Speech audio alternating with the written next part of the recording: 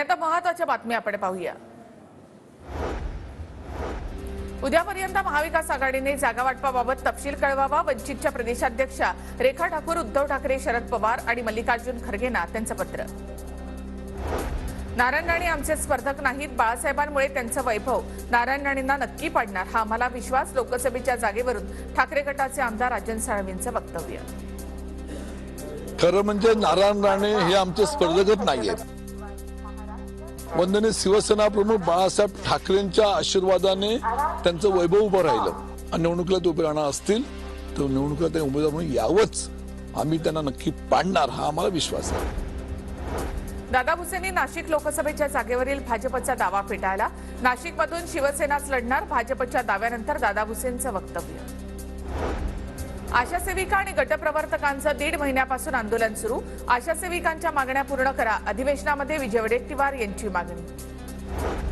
महाराष्ट्रामधील प्रत्येक शासकीय आस्थापनेमध्ये राज्यगीत लावण्याचे आदेश जारी करा, मनसे नेते अमित ठाकरेंची राज्य सरकारकडे मागणी।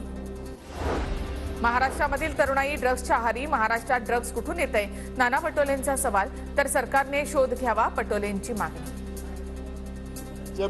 जिस तरह से ड्रग्स से नई जनरेशन को मारा जा रहा है, महाराष्ट्र में इतना ड्रग्स कहां से आ रहा है उसका जवाब कोई नहीं दे रहा है। आखिर क्यों नहीं कार्रवाई की जा रही है? क्यों महाराष्ट्र में पॉइजन फैलाया जा रहा है? नई पीढ़ियों को क्यों बर्बाद किया जा रहा है? पुण्याच्या मार्केट यार्डमध्ये बंद, माथाडी विधेयक मागे घेण्याची कामगारांची मागणी।